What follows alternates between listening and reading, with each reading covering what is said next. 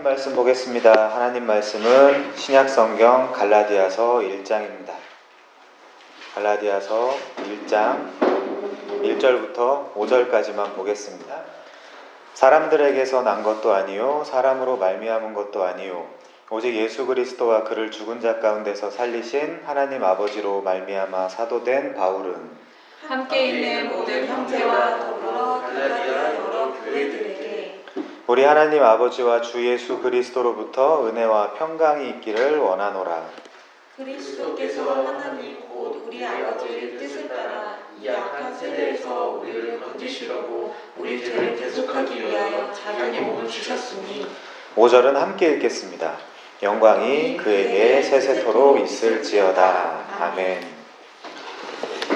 저는 그동안 성경의 소위 위인을 앞세워서 그들을 담자는 예증적이고 모범적인 선동에 대해서 앞장서서 반대를 해온 사람입니다.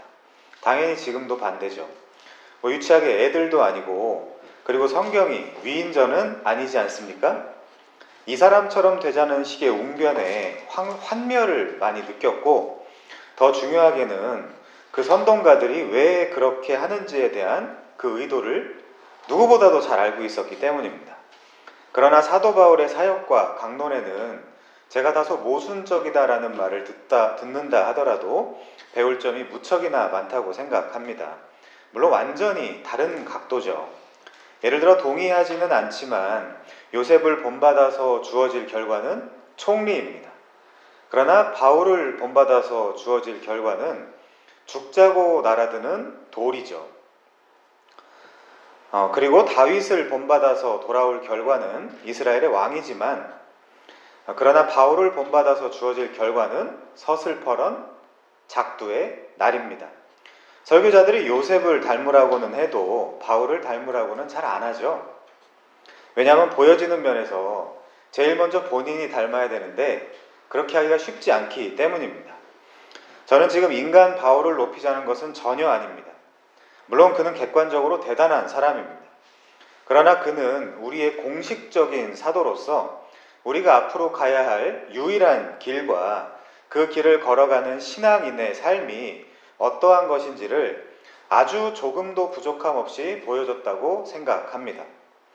더구나 그는 주께서 우리에게 허락하신 이방인의 사도입니다.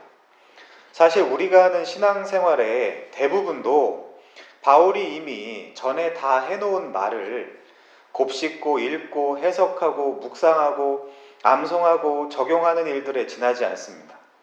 우리는 그것을 부정할 수가 없죠. 토머스 브룩스는 본보기는 가장 강력한 웅변이다 라고 말했습니다. 물론 그는 설교 선생으로서 설교 학생들에게 한 말입니다. 성도들에게 언어 외에도 너의 인생으로도 삶으로도 설교를 하라는 그런 뜻입니다. 무슨 말인지 알겠습니다. 그러나 저는 짧은 신앙의 여정과 사역의 경험들을 통해서 본보기로 삼을 수 있는 설교자를 아직 찾지 못했습니다. 오히려 진짜 저렇게 되지는 말자. 진짜 저건 아니다. 멋없다.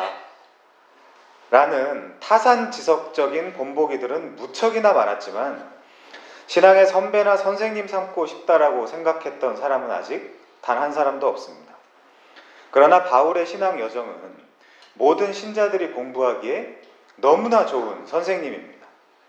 그럴 리도 없겠지만 혹시 누군가가 내게 그런 말을 한다면, 그럴 리 없다 그랬어요? 내게 그런 말을 한다면 코미디를 멈추고 바울 서신이나 진지하게 탐구하라고 말할 것입니다. 물론 우리는 다 압니다. 그의 발자취는 하나님이 그를 통해 이룬 발자취지 그가 주도적으로 걸어간 길이 아니라는 사실을 말입니다. 그는 그 길을 원하지 않았어요. 그것을 모른다면 통전적인 하나님의 은혜의 작용에 대한 이해가 아직 없는 거죠. 우리는 통합적인 시각을 가지고 사고해야 합니다. 하나님의 강권적이며 주도적인 뜻이 없었다면 바울은 회심하지도 않았을 것이고 또 할 수도 없었을 것입니다. 태어나지도 못했겠죠. 넓게는 바울의 회심 이전도 그리고 그 이후도 그는 하나님의 손 안에 있었습니다. 예수의 손 안에 있었죠. 그러므로 바울을 공부하자라는 이 말은 우리가 우리 힘으로 힘을 다해서 최선을 다해서 그를 따라가자는 말이 결코 아닙니다. 그것은 진리가 아닙니다. 이것은 불교 공동체가 아닙니다. 얼치기들은 자기들도 못하면서 회중을 선동해서 사람들을 그 길로 가게 하고 싶어 하죠. 왜 그렇다고요? 그들을 위해서입니까? 아닙니다. 그런 방법으로 그들을 자신들의 종 삼기 위해서 그렇다고 했습니다. 이 또한 갈라디아서의 큰 주제 중에 하나입니다. 바울이 걸어간 길을 가자는 말을 정확하게 표현하면 사실 우리도 필연적으로 그 길을 가게 되어 있다는 뜻입니다. 그런 의미로 바울은 우리의 본보기입니다. 시금석이죠. 저도 그렇고 앞서 만난, 지금도 생각하면 내 고개를 절개하는 지나친 많은 사역자들도 사실 다 마찬가지입니다. 물론 그들도 하나님의 은혜로 얼마든지 바뀌어갈 수 있겠지요. 저도 그것을 원합니다. 우리 모두는 입장이 다 똑같습니다. 우리는 복음 자체에 배타적일 아무런 권한이 없다는 사실을 명심해야 됩니다. 이런 관점에서 우리 모두는 다시 성경으로 돌아와야 되고 은혜를 힘입어야 하며 이 과정에서 특별히 바울의 갈라디아서를 살피는 것은 매우 의미가 있다고 생각이 듭니다. 우선 바울은 지독한 유대인이었습니다. 하나님은 그를 빛으로 부르시기 전 유대교의 중심부에 있게 하셨습니다. 그런데 어느 날부터 그는 그리스도교의 지독한 변호자로 전향했습니다. 우리 관점에서 그는 가장 어두웠던 그 어둠의 자리에서 빛의 자리로 돌아오게 되었습니다. 유대인의 관점에서 그는 완전한 어둠의 세계로 들어가 버렸습니다. 그러나 그리스도교의 관점에서 그는 눈이 멀었다가 다시 뜨게 되었습니다. 세상에 바울이 바뀔 수 있다면 그 어떤 사람이라도 그 누구라도 바뀔 수 있겠구나라는 깨달음을 가질 수 있을 정도로 그는 드라스틱한 변화를 체험했습니다. 그러니 우리는 함부로 누군가의 현재 모습이 그의 마지막 모습일 것이다 라고 생각해서는 안 됩니다. 그것은 어떤 면에서 하나님의 능력에 선을 긋는 생각이기 때문입니다. 가장 강력한 유대교 지도자였던 바울, 그에게 무슨 일이 일어났을까요? 그에게 무슨 일이 일어난 것입니까? 우리는 사도행전과 그의 서신들을 통해서 얼마든지 유추할 수 있습니다. 우리는 계속해서 말씀을 따라서 생각할 것입니다. 바울은 시리아의 다메섹, 그곳에서 부활하신 예수를 만났다고 주장합니다. 그리고 예수의 명을 받아 하나님과 그 아들의 사도가 되었습니다. 루벤스타인이라는 사람은 몇몇 유대인들의 태도를 종합해서 이렇게 말했습니다. 잘 들어보세요. 예수는 괜찮아. Yes. 그러나 바울은 절대 안 돼. Never. 또 토머스 제퍼슨은 예수의 가르침을 최초로 오염시킨 자는 바로 바울이다라고 이야기합니다. 아시겠어요? 이들이 왜 이렇게 이야기하는지? 더 나아가 버나드 쇼는 윈프리 쇼 같은 쇼 이름이 아닙니다. 사람 이름이에요. 문학가죠. 예수의 정신에 바울 정신의 결점들이 더 씌워진 것보다 더 꼴사나운 더 씌우기가 여지껏 저질러진 적이 없다라고 말했고, 이어서 그는 바울이 세상에 태어나지 않았더라면 이 세상을 위해 훨씬 더 좋았을 것이다 라고 말합니다. 아주 강력하게 바울을 반대하죠. 저주합니다. 철학자 프리드리히 니체는 바울을 이렇게 묘사합니다. 그리스도의 적대자, 나쁜 소식의 전달자, 증오를 부추기는데 천재성을 지닌 사람이라고 말합니다. 여러분 보세요. 물론 전 오해의 소지라고 보지만 그 외에도 여성신학자들과 페미니스트들에게 공격을 받죠. 결혼주의자들 몇몇에게 또 공격을 받죠. 동성애자들에게 공격을 받죠. 이게 사도 바울을 태하는 세상의 태도입니다. 우리야 바울을 사랑한다고 하지만 아무튼 그는 세상에서 가장 양극단의 평가를 받는 제가 아는 최고로 첨예한 논란의 인물 중에 한 명입니다. 게리 윌슨은 이 모든 주장을 종합해서 이렇게 말합니다.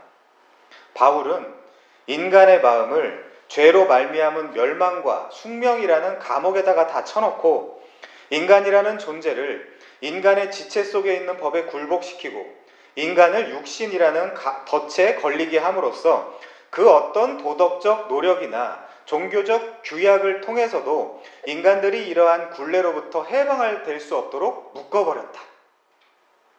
아우구스티누스와 루터 그리고 파스칼만큼이나 바울은 염세주의 사상을 강력하게 불러일으켰다라고 말합니다. 왜 그런지 아시겠어요? 꼭 제가 자주 듣는 말 같지 않습니까? 네거티브하다, 사람이. 바울도 살아서 이 말을 들었다면 얼마나 황당했을까요? 아니, 보편적 인간 현실이 부정적이죠. 그렇지 않습니까? 오늘 삼성의 이건희 회장이 별세했죠? 인간의 형편은 여러분 생각보다 처참합니다. 그리고 인간은 구원받은 후에도 늘상 죄의 영향을 받아가면서 삽니다. 그것을 부정할 수 없죠. 이런 면에서 바울은 세상의 시각으로는 네거티브한 사람입니다. 물론 바울에 대한 여러 엇갈린 주장은 이외에도 참 많습니다. 웬햄은 바울, 그는 예수의 추종자인가 아니면 기독교라는 종교의 창시자인가라는 책을 쓰기도 했습니다. 서신 관련 서적은 고사하고 제가 바울 들어간 책은 지금 다 갖다 보고 있거든요. 저는 이러한 글을 보면서 와, 진짜 바울에 대한 오해가 심각하구나. 그리고 예수와 바울을 분리하려는 가련한 노력들과 예수는 율법 강조를, 바울은 율법 폐지를 이라는 주장을 함으로써 예수도 오해시키고 바울도 오해를 시키고 있구나라는 생각을 제 머릿속에서 지울 수가 없었습니다. 내지는 통합이 잘 안 되고 있구나라는 생각이 들었습니다. 유대인들이 아까 말했잖아요. 예수는 괜찮아, 예스. 그렇지만 바울은 절대 안 돼, 네버라고 하는 말을 이제 이해하시겠습니까? 쉽게 말해 예수님은 율법을 강조하는 것처럼 보이는데 바울은 그렇지 않은 것 같다는 것입니다. 마태복음 같은 것을 보면 구약의 연속성을 대단히 강조하는 것처럼 보이니까요. 물론 연속성이 있고 불연속성이 있습니다. 더구나 예수님의 육신적 동생은 누구죠? 야고보입니다. 그는 행위 구원론자들이 곡하가색격으로 인용하며 정당성을 확보하는 야고보서의 저자이기도 합니다. 그러다 보니 또 다른 극단에서는 물론 안티들의 말입니다. 형제끼리 끼리끼리 함께하고 바울은 새로운 종교를 창시했다라는 주장까지 나오게 되었습니다. 여러분께서는 이 바울을 어떻게 평가하십니까? 여러분, 성경은 기본적으로 해석을 해야 되는 책이고 해석이 필요 없다면 가장 좋은 방법은 뭘까요? 모든 신자에게 헬라어와 히브리어 그리고 아람어 몇 단어를 알려주는 게 제일 좋습니다. 그럼 교회에서 해야 될 일은 뭘까요? 원문 강독. 그것만 하면 돼요. 해석이 필요 없다면. 그리고 설교자도 무슨 갈라디아서 강의 이런 거 할 필요 없죠. 그냥 읽어주든지 아니면 당신이 알아서 읽으시오라고 하면 되는 일입니다. 그럼 그것이 가장 정확할 거 아닙니까? 이게 가장 정직한 일이죠. 그러나 우리는 성령의 도움으로 우리에게 주어진 우리의 이성을 활용하여 귀납과 연역과 그리고 기존의 교회사 속에 정리되었던 다양한 해석들과 신학과 인접 학문의 도움을 받으며 그리고 또 똑같이 중요한 우리의 시간이라는 그 경험으로 진리에 다가갈 수 있습니다. 갈라디아서는 회심 후에 바울이 쓴 서신입니다. 그 회심은 방금 읽은 얼치기 유대인들과 바울 반대자들의 소망과 달리 누가 시키셨죠? 예수가 시키셨습니다. 예수께서 직접 바울을 택하시고 자신의 복음을 전하게 하셨습니다. 예수께서는 바울을 자신의 사도로 삼아 땅끝까지 자신의 복음이 전파되길 원했습니다. 만세전부터 그의 뜻과 하나님의 그 계획의 중 일부가 그를 통해서 실현되기를 바라셨습니다. 바울은 자신의 여러 서신에서 스스로 소개하듯이 다름 아닌 예수 그리스도의 종입니다. 종은 주인의 뜻을 따라야 하는 것입니다. 그래서 그를 회심시키고 그를 그의 피로 사셨으며 이방 선교의 파수꾼으로 삼았습니다. 그리고 그 사실을 바울이 깨닫게 합니다. 그래서 그는 자신을 이렇게 소개하죠. 본문 1절입니다. 사람들에게서 난 것도 아니요 사람으로 말미암은 것도 아니요 오직 예수 그리스도와 그를 죽은 자 가운데 살리신 하나님 아버지로 말미암아 사도된 바울은 자신이 사도가 된 것이 사람이나 사람들의 에이전시에서 난 것이 아니라 하나님과 그 아들에게서 났다라고 이야기하고 있습니다. 그리고 그는 2절과 3절에서 오늘의 이 갈라디아 지방의 교회들에게 여러 형제들과 더불어 그들을 사도라고 주장하지는 않죠. 성경에서 사도라고 부르는 면도 있지만 바울은 그들과 이렇게 선을 긋습니다. 하나님 아버지와 더불어 예수 그리스도로부터 은혜와 평강이 있기를 원하고 있습니다. 여러분, 우선 이 아포스톨로스, 이 사도라는 직분은 무엇일까요? 이것은 당시에 이미 정확한 어떤 함의를 지닌 직분이었습니다. 유대인들도 이 말에 정확한 정의를 갖고 있었어요. 당시에. 이 사도라는 직분은 말 그대로 특별한 사신을 의미하는 말입니다. 사도는 특별한 지위를 지녔고 자신을 보낸 존재로부터 주어지는 권한과 위임을 누렸습니다. 그래서 예수님이 특별히 선택하시고 부르시고 위임하신 12명의 제자들과 훗날 제비 뽑아서 뽑힌 마띠아 정도로 우선은 생각할 수 있습니다. 이 사도들의 특징은 예수님과 함께 동고동락했으며 그의 말씀을 직접 들었고 부활하신 주님을 다시 목격했으며 신약의 역사서인 행전의 주인공들이었습니다. 사도행전이죠. 더욱이 그들은 주님의 뜻 안에서 기적과 이적을 행할 수 있었습니다. 바울은 주 예수께서 이 땅에 계실 때 동행하지는 않았지만 주의 부활을 경험했고 갑자기 다마스쿠스에서 나타난 예수께 특별한 임무를 받았습니다. 그리고 자연스럽게 그를 통해 하나님의 표적과 기사가 나타났습니다. 그는 분명한 예수 그리스도의 사도입니다. 요즘도 이미 유행도 다 지나버렸는데 자신이 사도라고 떠들고 다니는 사람들이 있죠. 간단합니다, 여러분. 다른 어떤 것들은 속일 수 있으니 내 눈앞에서 이적과 기적을 행해보라고 하면 끝나는 문제입니다. 그걸 무슨 말씀으로 분별해보겠다는 둥 그럴 필요 없어요. 뭐 없어 보이게 지금은 때가 아니라는 둥, 주님이 시키지 않았다는 둥, 주님을 시험하지 말라는 둥, 얼마 전에 어떤 집회에서는 그런 기적과 이적이 일어났었다는 둥, 뭐 어디서는 내가 할 수 있다는 둥, 정치인도 아니고 그런 핑계를 대면 그냥 아웃입니다.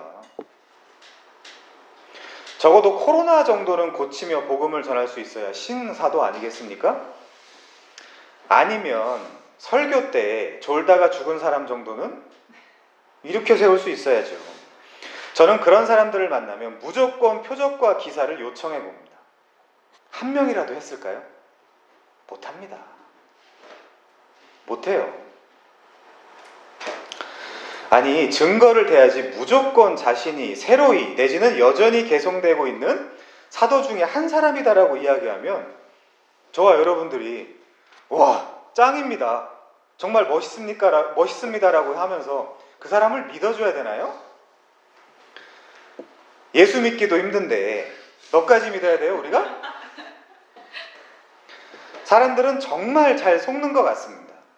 제가 극단적 은사 중지론을 주장하는 것은 아니에요. 그러나 적어도 지금 시대에 자신이 신사도라고 주장하는 사람들이 있다면 가짜입니다. 영적인 잔챙이들이에요. 그럴 시간이 어디 있습니까? 그러니 별 사이비들이 다 득세를 하는 거 아니겠습니까? 만나면 뭐라도 감기라도 고쳐서 그 능력으로 복음을 좀 전하라고 한번 해보세요. 못합니다. 기자들 불러다가 그 자리에서 한 방에 끝나면 너도 좋고 나도 좋을 것 같은데 그렇게 하면 세상 사람들이 다 믿을 것 같은데 왜 그렇게 안 할까요? 못해서. 답은 그거밖에 없습니다. 그리고 사람들을 속이는 것이죠. 영적 열등감이 심한 사람들이 이런 짓을 많이 하게 되어 있습니다. 저는 와그너 같은 수재가 이런 사실을 왜곡한 것은 개인적으로 좀 아쉽습니다. 사도직 계승 안 돼요.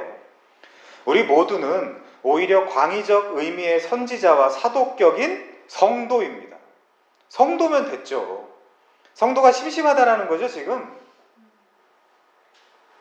성도가 얼마나 귀한 직분인데 성도가 지금 심심하다라는 겁니까? 그렇게 생각하면 안 되죠. 왜 등급을 또 나눕니까? 아무튼 주 예수께 직접 사도직을 받은 바울은 세 차례에 걸쳐 돌아다닌 전도 여행 때에 하나님의 강력한 은혜의 복음을 전했습니다. 예수와 바울을 이미 의로 우리는 분리할 수가 없어요. 두 분의 말씀은 통합되어야 합니다. 한 메시지이기 때문입니다. 마태복음과 갈라디아서, 야고보서는 통합적으로 봐야 합니다. 그렇지 않으면 마지막에 결국에 누구만 바보 됩니까? 하나님만 바보 되는 거예요. 그렇게 되면 바울을 남갈라디아, 즉 그리고 아시아, 그리고 마게도냐, 북부 그리스예요. 그리고 아가야, 여긴 남부 그리스입니다. 그리고 마지막에 로마 선교 여행까지 이곳을 보낸 분은 다름 아닌 주 예수 그리스도입니다. 우리를 위해 그분이 그렇게 하신 것입니다. 그래서 두 분의 메시지는 분리될 수 없습니다. 분명 예수 그리스도께서는 자신의 복음을 전하게 하기 위해 바울을 사용하신 것입니다. 비시디아 안디옥, 이고니온, 더베, 루스드라, 루가오니아와 이사우리아, 바로 이곳이 1차 전도 여행지인 갈라디아 지방에 속한 소도시들이었던 것입니다. 이때 갈라디아 지방의 사람들은 그들에게 세례도 받았습니다. 갈라디아 3장 27절에 나와요. 그리고 놀랍게도 성령도 체험했습니다. 이건 3장 5절에 나옵니다. 그들 중에 유대인들도 있었지만 대부분은 이방인이었습니다. 하나님과 그 아들의 손에 들려진 사도 바울을 통해 거칠고 사나운 이방 땅에 비로소 복음의 메아리가 울려 퍼지게 된 것입니다. 그런데 그들 중에 속해 있던 몇몇의 유대인들과 그리고 예루살렘으로부터 온 유대인들 몇몇이 수천 년의 시간 동안 이방 죄인들이 아닌 자신들만의 하나님의 백성이라고 생각했습니다. 사실 체면 때문에 티를 내진 않았지만 그들은 매우 배타적이었습니다. 그렇게 교육을 받아왔습니다. 자신들에게는 하나님의 백성의 표징인 할례와 율법이 있었기 때문입니다. 제사 제도가 있었고 안식일과 월삭이 있었습니다. 성막과 성전이 있었고 숱한 절기들이 있었습니다. 이미 말라비틀어져 있지만 그래도 그들은 하나님의 선물들을 가지고 있었습니다. 선배들에게 그렇게 배웠고 후배들에게도 그렇게 가르쳤습니다. 그런데 그 가르침이 굳을 대로 굳어버렸습니다. 그런데 그때 갑자기 사도 바울이 나타나 하나님의 은혜의 복음을 전한 것이었습니다. 바울은 그 모든 묵은 때들을 다 벗겨냈습니다. 그런데 놀랍게도 이방 죄인들이 성령을 체험하고 하나님의 이름을 부르며 그의 은혜를 입게 된 것입니다. 그리고 바울은 그 은혜만을 꼭 붙잡고 살라고 전해주었습니다. 이들은 물론 전부는 아니었겠지만 대부분이 이 이방 사람들을 개 취급했어요. 웃는 얼굴로 인사하고 속으론 너 유대인 아니잖아. 너 천하디 천한 이방인이잖아. 라고 생각했습니다. 물론 유대인들도 하나님의 거룩한 율법을 완벽히 지키는 것이 불가능하다는 사실은 자기들도 사람인데 다 알아요. 율법이라는 것은 사실 지켜야 하는 것이지 그것에 대해서 잘 알고 있다고 해서 수혜를 입는 구조가 아닙니다. 우리도 성경을 알고만 있다고 해서는 머리만 커질 뿐 사실 아무런 도움이 되지 않는 구조와 똑같습니다. 그래서 그들은 역사적으로 율법의 무거운 짐들을 끊임없이 타협해 왔어요. 이리 핑계 저리 핑계를 대왔죠. 그럼에도 그들은 양자됨과 영광과 언약들과 율법을 세우신 것과 예배와 약속들이 자신들에게 제일 먼저 선포되었다라는 그 이유만으로, 오직 그 이유만으로 자신들은 하나님의 선민이라고 생각을 했습니다. 이스라엘에게서 난 자들이 다 이스라엘이 아니요 아브라함의 씨가 다 그의 자녀가 아니라 오직 이삭으로부터 난 자라야 내 씨라 불리는 것인데, 약속이죠. 그들은 자신들에게 주어진 양자됨, 영광, 언약, 율법, 예배들, 약속들 안의 실체가 무엇인지를 몰랐습니다. 그 껍데기 안에 실상 어떤 것들이 담겨져 있는지를 몰랐어요. 그래서 그들은 표피만을 보는 것에 익숙했습니다. 사실 그 중에 한 사람이 회심전 바울이에요. 구약에 정통했던 그는 구약이 실제로 말하는 것을 하나도 파악하지 못했습니다. 구약이 말하는 것은 그림자요. 이제는 완벽히 나타난 그 실체가 왔음에도 눈이 멀어 보지 못했습니다. 약속의 자녀가 구원을 받는 것이며 역으로 육신의 자녀는 저주를 받는 것임에도 불구하고 끝까지 자기들은 육신으로, 율법으로 아브라함이 조상이라는 이유만으로, 말하자면 그들은 퍼저버런스 오브 더 주이시 피플, 즉 유대인의 견인 교리를 만들어냈습니다. 뭐 좋습니다. 그러나 유대인들을 통해 하나님의 영광이 이방인에게로 선포되지 못했고 오히려 이방인들에게 배타적인 민족주의적 경향을 보였습니다. 그래서 그들 유대인들은 갈라디아 지방에서 바울과 바나바를 통해 하나님의 복음을 받아들인 아직도 연약하고 어린 사람들에게 가만히 몰래 들어가서 율법의 중한 짐을 그들에게 지었던 것입니다. 이제 우리는 다 압니다. 당시 유대인들이 갈라디아 사람들에게 율법과 할례를 전한 것은 하나님을 위해서였을까요? 유대교를 위해서였습니까? 아닙니다. 바울과 바나바에 대한 시기, 질투 때문이었습니다. 사도행전 13장 45절, 유대인들이 그 무리를 보고 시기가 가득하여 바울이 말한 것을 반박하고 비방하거늘. 이건 뭐 대단한 유대교를 위한 헌신이라든지 하나님을 향한 열심 때문이 아니라 고작 시기와 질투 때문이었습니다. 이렇게 기존 체제에 대한 전복은 체제에 순응하던 사람들에게 늘 공격을 받습니다. 하긴 갈라디아서 자체가 그런 면이 있습니다. 이 책은 종교개혁의 책이거든요. 그래서 위어스비라는 사람이 갈라디아서는 현대인의 신앙생활에 매우 강한 도전을 주기 때문에 많은 사람들이 강해하기를 꺼려하는 책이다라고 말합니다. 그런데 우리는 물론 이렇게도 생각해 볼 수 있겠습니다. 만약 이 사람의 한 말이 사실이라면 강해하기 좋은 책은 무엇입니까? 그런 식이라면 사실 강해할 책은 하나도 없습니다. 왜냐하면 하나님은 타락한 인간들에게 늘 교정적인 메시지를 던지시기 때문입니다. 66권의 모든 책이 다 그렇습니다. 모든 책이 우리에게 종교개혁, 아니 종교를 개혁하지 말고 너 자신의 개혁을 하라고 요구하고 있습니다. 말하자면 3차적이며 객관적이며 가치중립적이며 추상적인 나랑 상관없는 어떤 종교를 개혁하려고 하지 말고 너를 개혁하라고 요구하는 책이 성경입니다.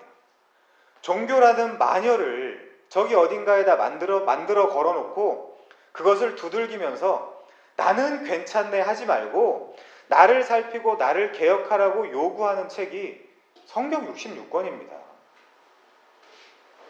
수천 년간 자신들만이 하나님의 백성이라고 생각했던 유대인들은, 혹은 자부하며 살았던 유대인들은 이방인들이 복음을 받아들이고 기뻐했던 그 일 자체가 자신들의 정체성이 무너지고 삶이 깨져나가는 고통스러운 일이었다고 지금 증언하고 있는 거예요. 그래서 우리가 이놈의 시기와 질투라는 감정을 뛰어넘어야 되는 것입니다. 우리 잠깐 텍스트를 좀 적고 적용을 좀 해볼까요? 우리 시기 질투하지 맙시다. 적용 끝.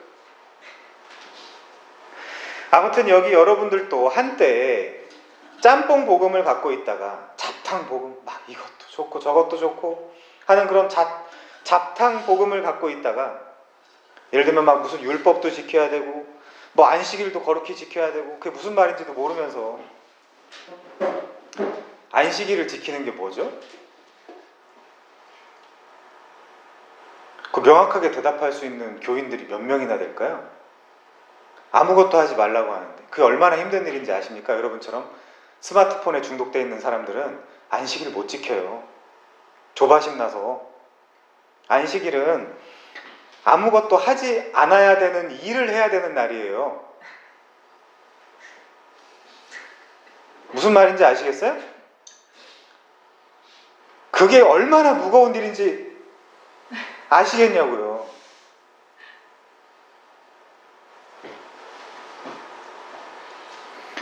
그래서 여러분들도 대다수가 진짜 복음이 주어졌을 때 여러분도 무슨 반응을 보이셨는지 다 기억하실 것입니다.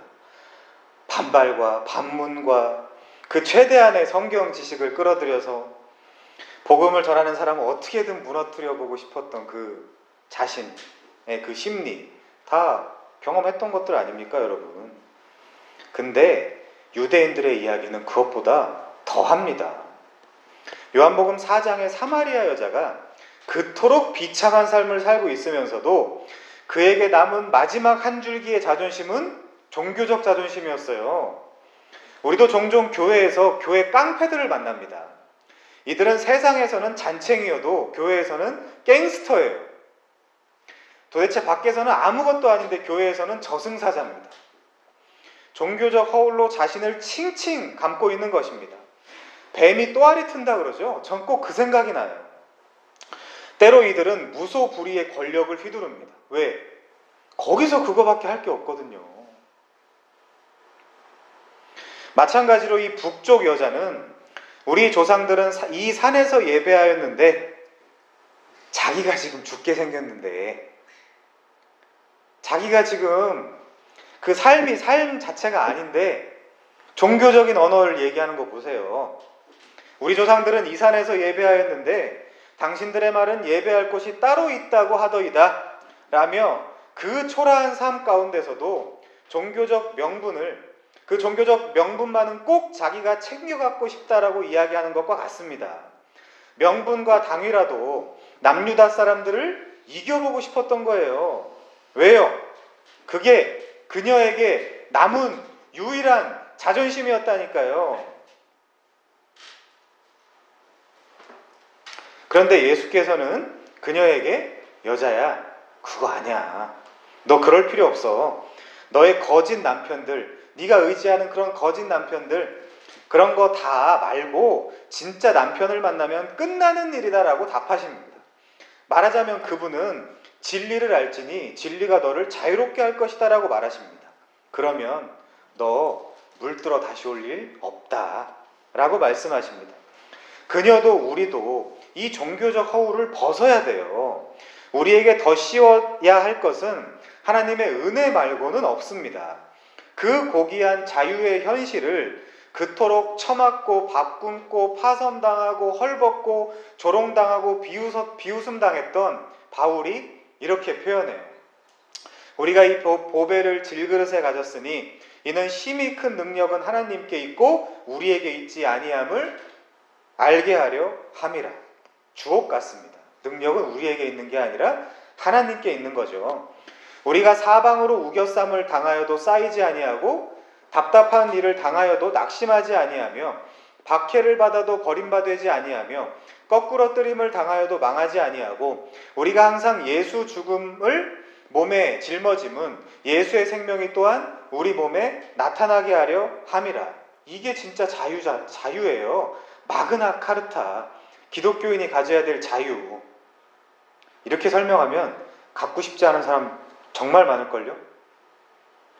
코로나 때보다 더 사람들이 교회 안 올걸요? 이런 자유 이야기하면. 바울은 갈라디아 사람들에게도 그의 몸에 자기가 예수의 흔적을 가지고 있다고 말합니다. 6장 17절에서.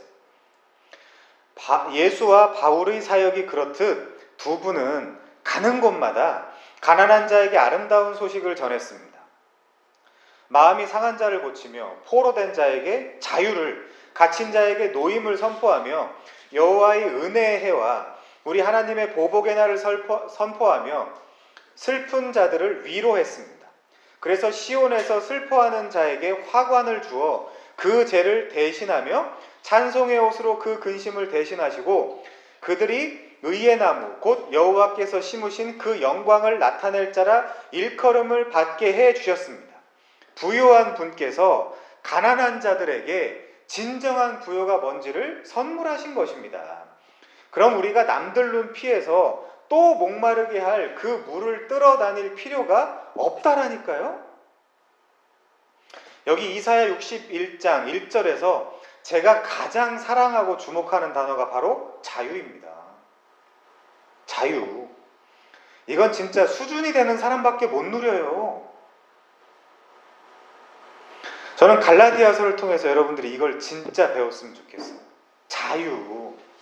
마그나 카르타. 자유의 대헌장.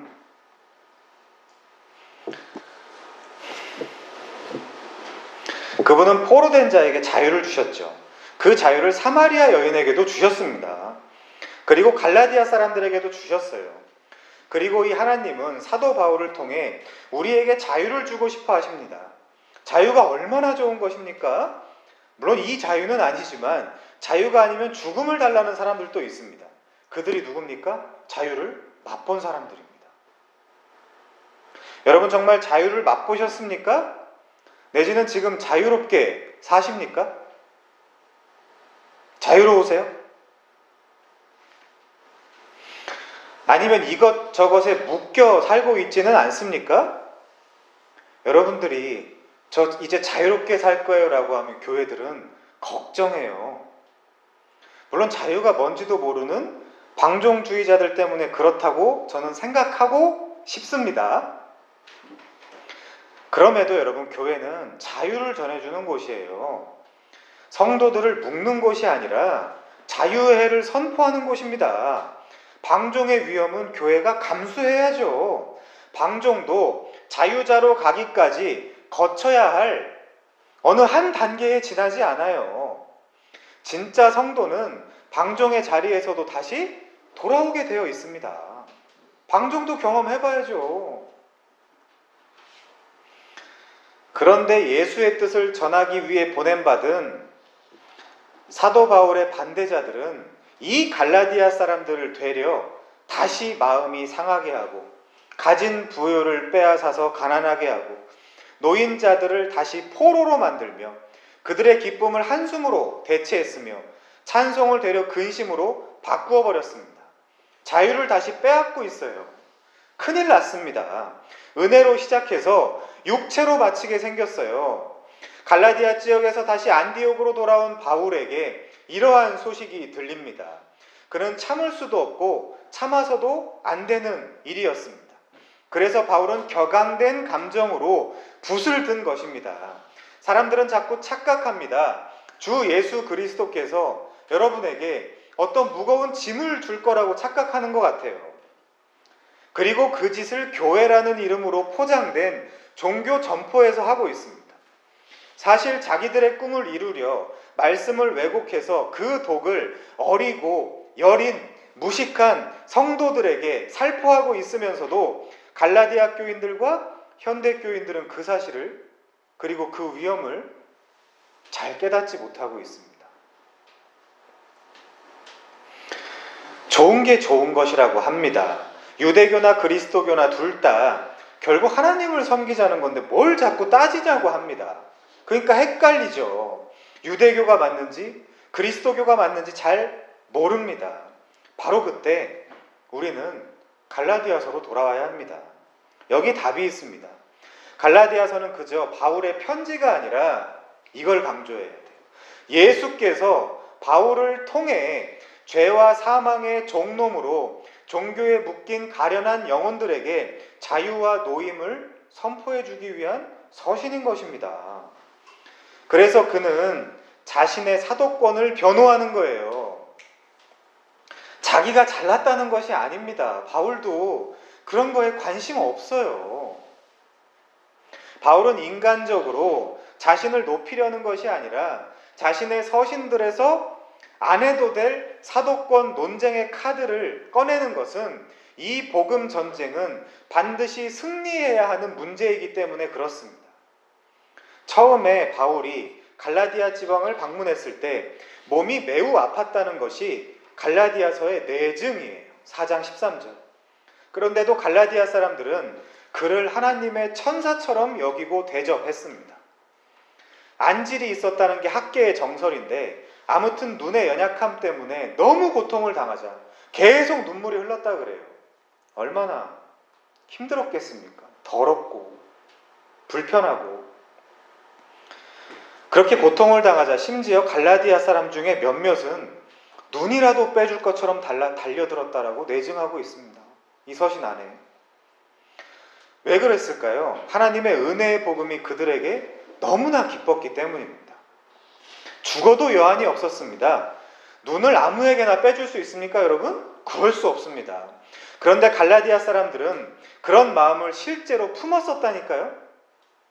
저분이 그리스도의 사신이 되어 저 자유의 복음을 전하고 다니기에 좀 더 편안하면 좋겠다라는 마음이었을 것입니다.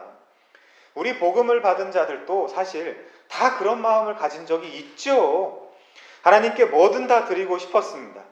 지금은 다 날아가 버렸는지 모르지만 남몰래 순교도 각오했었던 여러분들 아닙니까? 복음의 중요성을 아는 사람이라면 누구라도 그런 생각을 하게 되어 있습니다. 그런데 몇몇의 유대인들의 생각은 달랐습니다. 사도행전 14장 1, 2절에 보면 이고니온에서 두 사도가 함께 유대인의 회당에 들어가 말하니 유대와 헬라의 허다한 무리가 믿더라. 그러나 순종하지 아니하는 유대인들이 이방인들의 마음을 선동하여 이 형제들에게 악감을 품게 하거늘.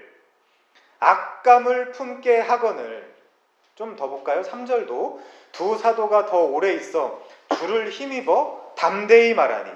여러분, 주를 힘입는다는 표현에 주목해 주시기 바랍니다. 사도행전은 바울이 지 스스로 종교를 만들었다고 이야기하지 않아요. 주를 힘입어서 주의 복음을 전했다라고 말하고 있습니다. 주께서 그들의 손으로 표적과 기사를 행하게 하여 주사 자기 은혜의 말씀을 증언하게 하시니 그 시내의 무리가 나뉘어 유대인을 따르는 자도 있고 두 사도를 따르는 자도 있는지라. 이방인과 유대인과 그 관리들이 두 사도를 모욕하여 돌로 치려고 달려드니 그들이 알고 도망하여 루가오니와의 두 성 루스드라와 더베와 그 근방으로 가서 거기서 복음을 전하니라. 여러분, 이 짧은 선구에는 풍부한 진리들이 참 많습니다. 우선 아까 말씀드린 대로 사도직을 가진 자들은 표적과 기사를 행하여 복음을 전해야 합니다. 그런 의미에서 대다수 신사도 주창자들은 틀렸다라는 말씀을 드리고 싶고, 동의하지 않으면 여기 와서 증명하시면 돼요. 그리고 그 시내에 무리가 나뉘어 유대인을 따르는 자도 있고 두 사도를 따르는 자도 있더라라는 말씀도 우리는 깊이 생각해야 합니다. 여러분, 우선 복음의 역사는 놀라실 수도 있는데 화합의 역사가 아니에요. 들어보세요. 주님은 말씀하십니다. 마태복음 10장 34절. 내가 세상에 화평을 주러 온 줄로 생각하지 마라. 화평이 아니요 검을 주러 왔노라. 이거 마음에 드세요? 솔직히 이거 마음에 드세요, 이 말이? 내가 온 것은 사람이 그 아버지와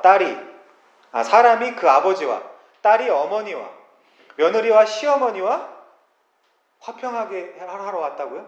불화하게 하러 왔다고요. 불화하게 하려. 사람의 원수가 자기 집안 식구니라.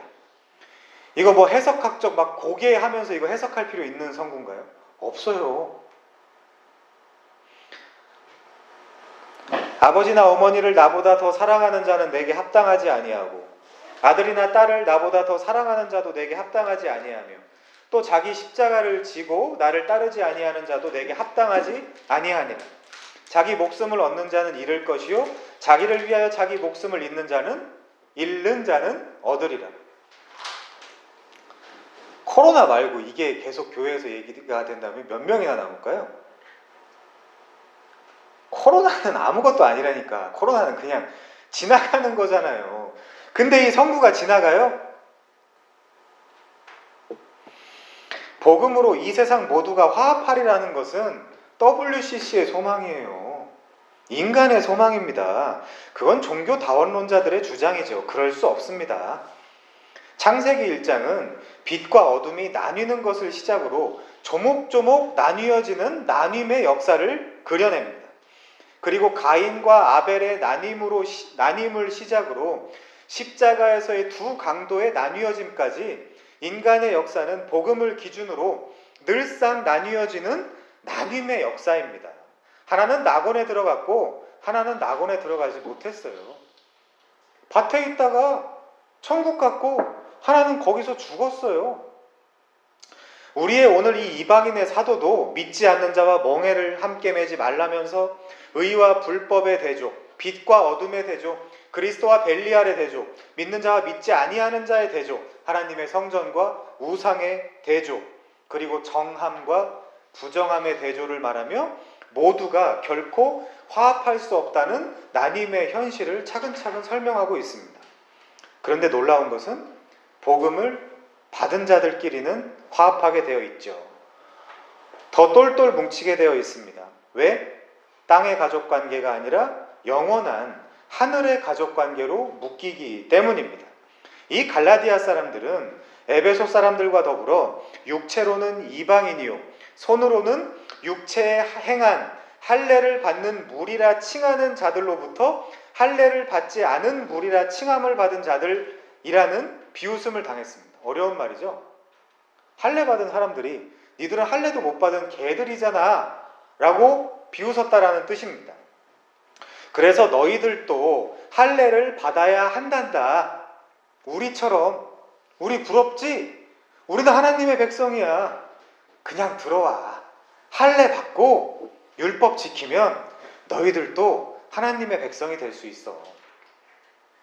야, 뭐 하나 믿기만 한다고 하는 건 그건 말이 안 되잖아. 시시하잖아. 야, 그런 게 어딨냐? 적어도 뭘 좀 해야 될 거 아니야. 표징이 있어야 될 거 아니야 라고 이야기했습니다. 유대인들이 이방인들에게. 지금도 그 역사가 동일하게 반복되고 있어요. 뭐라도 해야지. 선행이라도 좀 해야지. 착한 일이라도 좀 해야지.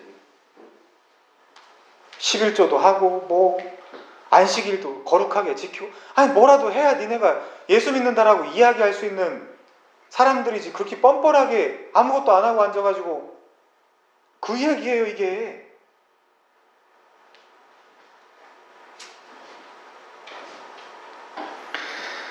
그렇게 유대인들이 이방인들에게 그런 식으로 공격을 했어요. 그런데 웃기는 게 이 한국교회는 들어보세요. 한국교회는 이방인들에게 뭐라고 하죠?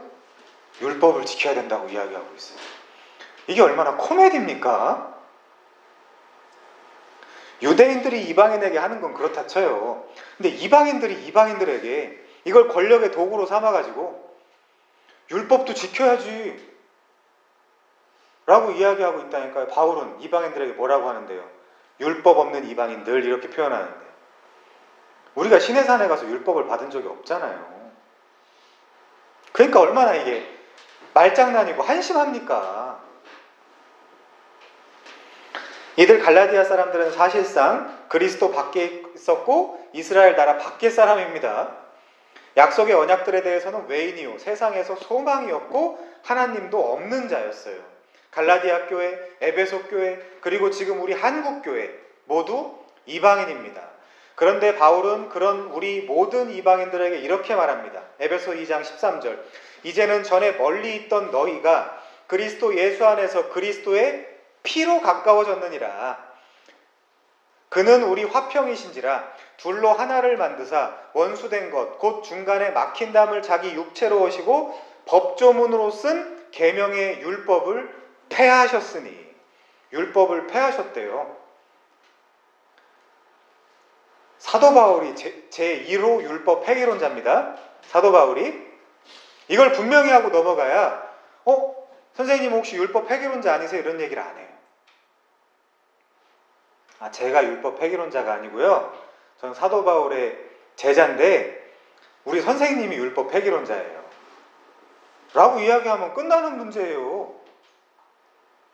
이해하셨습니까? 이걸 뭘 무슨 논쟁을 하겠다고 막 앉아가지고 힘들게.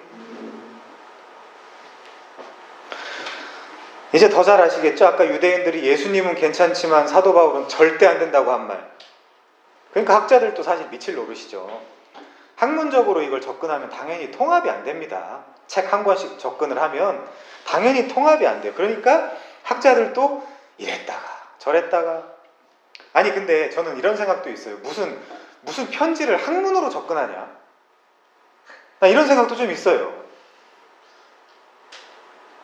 잘 이해는 안 되는데 아무튼 이는 이 둘로 자기 안에서 한 세 사람을 지어 화평하게 하시고 또 십자가로 이 둘을 한 몸으로 하나님과 화목하게 하려 하심이라. 원수된 것을 십자가로 소멸하시고 또 오셔서 먼 데 있는 너희에게 평안을 전하시고 가까운 데 있는 자들에게 평안을 전하셨으니 이는 그로 말미암아 우리들이 한 성령 안에서 아버지께 나아감을 얻게 하려 하심이니라. 끝났네요. 갈라디아서 강에 맞춰도 되겠네요. 2강에서 그냥. 자, 바울은 우리 궁극적인 화합과 화평이 어디 있다고 말합니까? 주 예수 그리스도의 피에 있다고 말합니다. 통합 좀 해볼까요? 우리는 이 진리는 오늘 본문 안에도 있습니다. 본문 갈라디아서 1장 4절입니다. 그리스도께서 하나님 곧 우리 아버지의 뜻을 따라 이 악한 세대에서 우리를 건지시려고 우리 죄를 대속하기 위하여 자기 몸을 들이셨으니. 자기 몸만 들였고 피는 안 났어요? 예수님이? 그 피에 에베소의 피가 갈라디아서의 그 피가 그 피입니다. 어떤 인간은 아주 자신의 자 모두들 잘 들어봐 하는 그런 표정으로 성경에 행위 없이 예수만 믿으면 구원받을 수 있다라고 하는 문장이 단 하나도 없다고 말했어요. 나 청중으로 앉아있어 듣다가 어안이 벙벙해가지고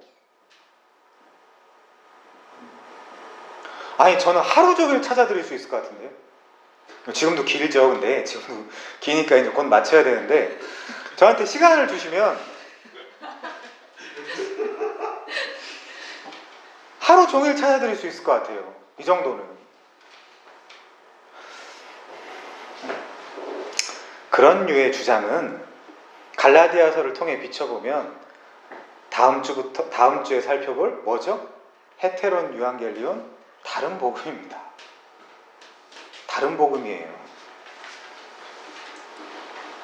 다른 복음은 저주를 받는 것입니다. 이런 사람들은 필연적으로 성경의 다양한 주장들을 다 분리하게 되어 있어요. 그럴 수밖에 없죠. 행위 구원론자들은 바울이 갈라디아서에서 가르친 것과는 아주 다른 길을 가고 있습니다.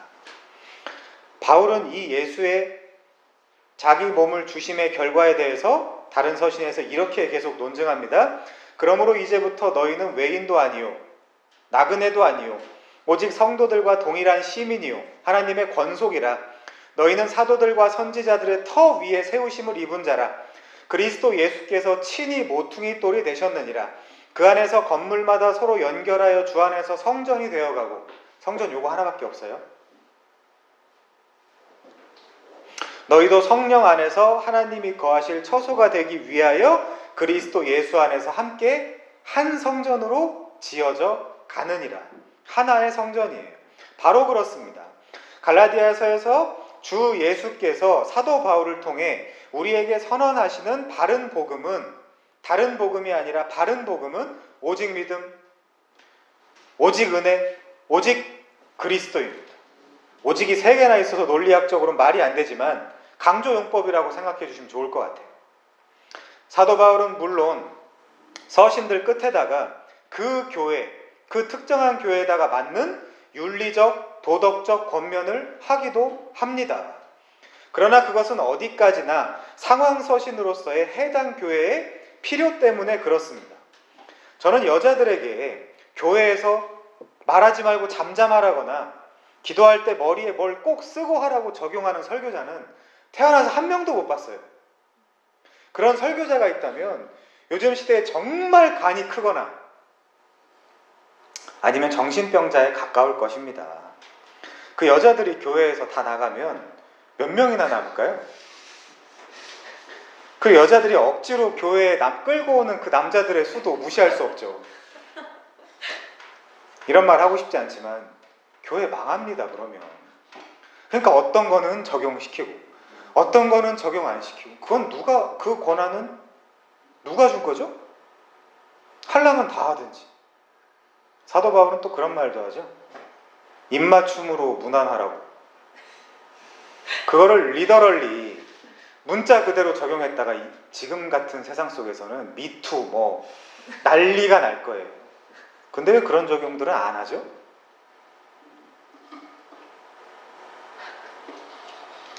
정말 답답합니다, 개인적으로.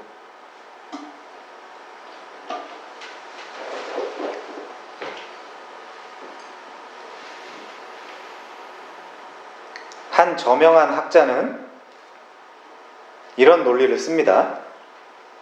좀 들어보세요. 사실 제가 좋아하는 분인데, 세계의 모든 교회가 그러하겠지만 우리 한국 교회가 이신칭의의 교리에 깊은 영향을 받은 것은 주지의 사실이다. 그러나 안타깝게도 우리 한국 교회는 이신칭의 교리를 너무 일방적으로 받아들여 성화와 선행에 대한 강조는 소홀히 하고 칭의적인 측면만을 지나치게 강조함으로 기독교의 구원을 값싼 구원으로 만들려는 경향을 보여왔다. 제가 이 지점에서 여러분께 정말 진지하게 묻고 싶은 게 하나 있어요. 과연 정말 한국교회가 이신칭의 교리를 그토록 강조하고 성화와 선행에 대한 강조를 소홀히 했으며 칭의적인 측면만을 지나치게 강조했습니까? 그래서 값싼 구원으로 만들었어요?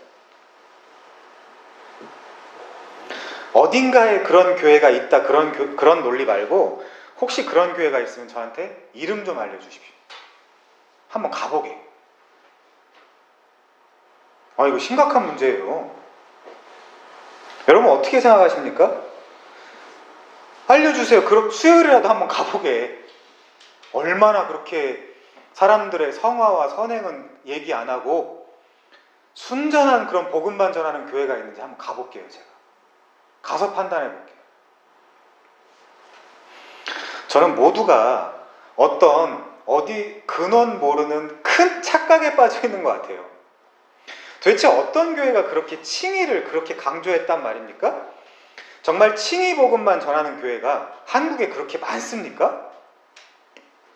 그래서 이렇게 문제가 이렇게 심각하게 됐어요, 한국 교회가? 저는 그런 교회는 듣지도 보지도 못했습니다. 오히려 한국 교회는 행위 구원론이 훨씬 더 팽배하지 않나요? 그런 교회는 저도 이름을 댈 수 있을 것 같아요. 잔뜩. 지나친 열심과 헌심, 종교와 성화에 대한 무거운 짐들만 팽배하지 않습니까? 여러분 어떻게 생각하십니까?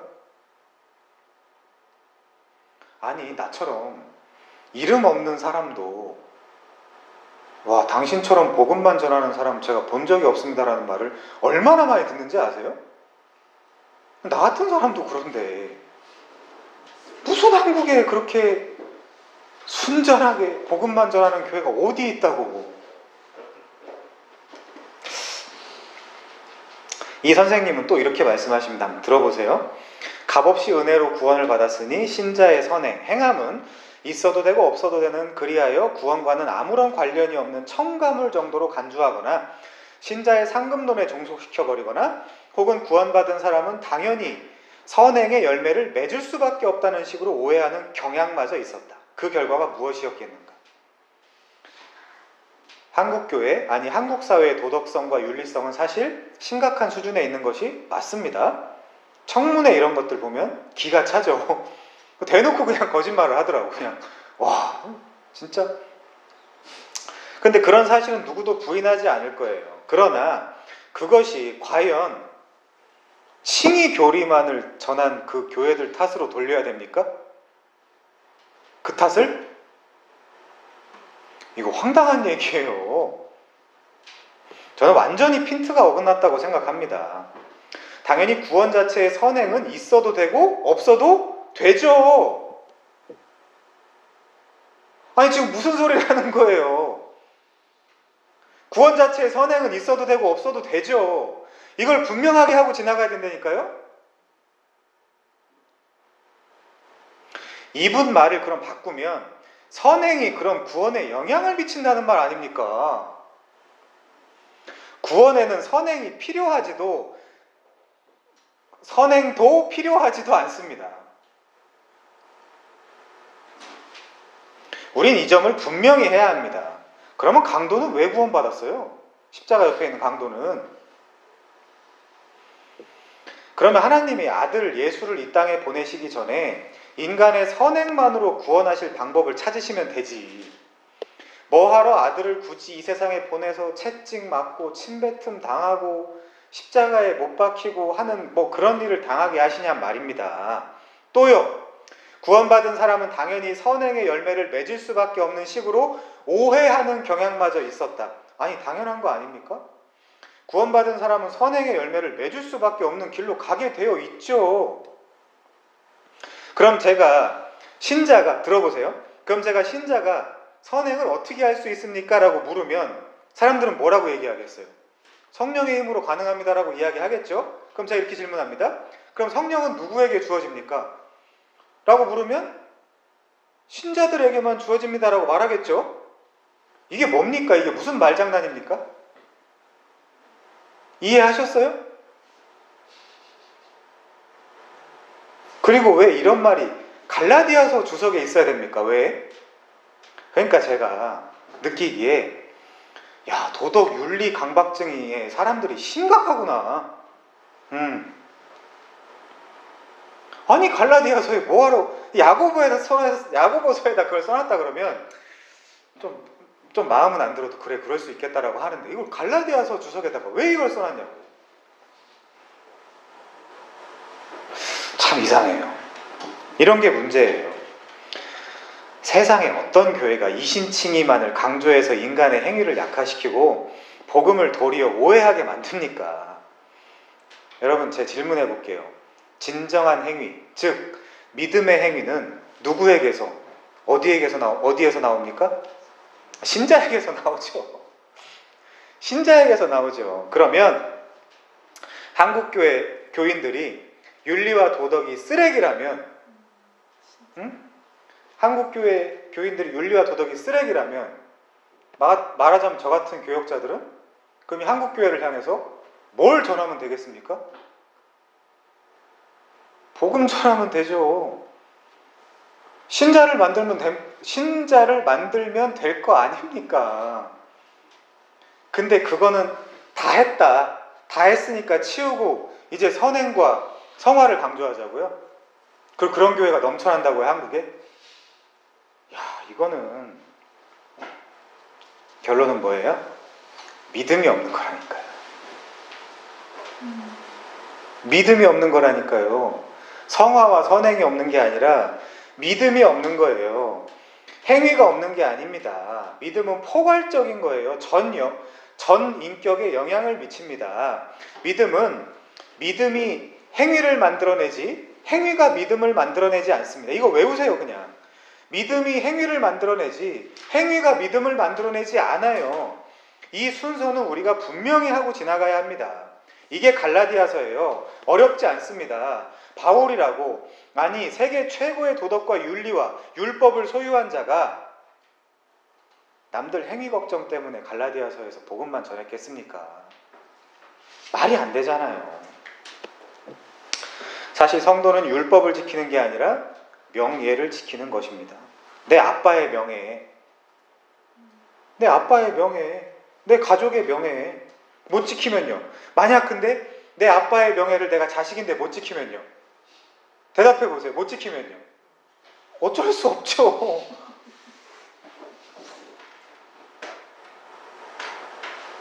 어쩔 수 없습니다. 그거는.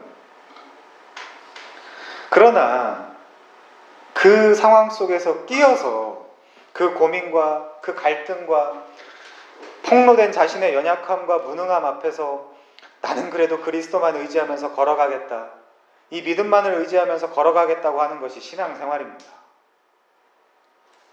아까 그 주장을 하신 분도, 유대인들도 율법 아무도 못 지켜요. 인간은 그 안에서만 성장합니다. 좋은 명분이나 당위를 꺼내놓는 거? 나도 할 수 있죠. 착하게 삽시다. 저도 할 수 있죠. 아니, 더 잘할 수 있죠. 그러나 그것은 은혜가 아니잖아요. 그리고 그거는 믿음을 모르는 것입니다. 성도의 삶에 대한 진지한 고찰은 우리가 서신서 후반부에 좀 더 깊이 나누겠습니다. 그러나 그것은 우리가 왕자와 거지 같은 그런 동화에서 보듯이 분명 얘는 왕자인데 거지 같은 생활을 수년 동안 하고 나서 왕궁에 돌아오면 갑자기 달라지지 않듯이 시간이 필요한 일이에요. 직분이 주어졌다고 바로 왕자와 같은 수려한 혹은 멋있는 왕자다운 그런 생활을 할 수 있는 것은 아닙니다. 여러분, 우리 배워갈 시간을 좀 줍시다. 근데 이게 남에게만 주지 말고 나 자신에게도 좀 줍시다. 괜찮아요. 괜찮다는 얘기 하려고 예수님이 십자가 지신 거 아닙니까? 그럼 우린 그분에게 고맙습니다 주님, 그러면 되지. 뭘 아직 그 수준도 안 됐고 믿음의 분량도 안 됐는데 그 앞에서 쇼하고 막 그러느라고 고생하고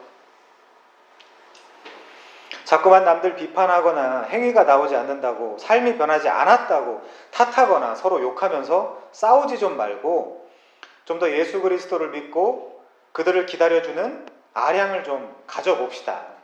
나를 기다려주는 아량도 가져봅시다. 그리고 이 전 과정을 나 자신도 사실 겪고 있다는 그 현실 앞에서 머리 숙여 인정합시다. 그리고 남들도 똑같은 길을 걷고 있으니 좀 더 사람들에게 너그럽고 여유 있게 대해봅시다. 우리가 앞으로 자주 이 말을 했으면 좋겠어요. 괜찮아. 주님이 아실 거야. 이렇게 얘기하면 사람들이 싫어해요. 네가 해야지 뭘 주님이 해 이러면서. 진짜 황당한데, 연약한 동료들 우리 좀 인정해 줍시다. 저 적용 잘하죠?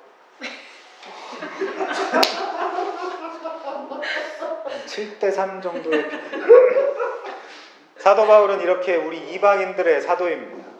사도권 변호하려다 여기까지 왔네요. 그는 순전하게 복음을 전했고 또 필요에 따라서 해당 교회에 특정한 권면을 전하기도 했습니다.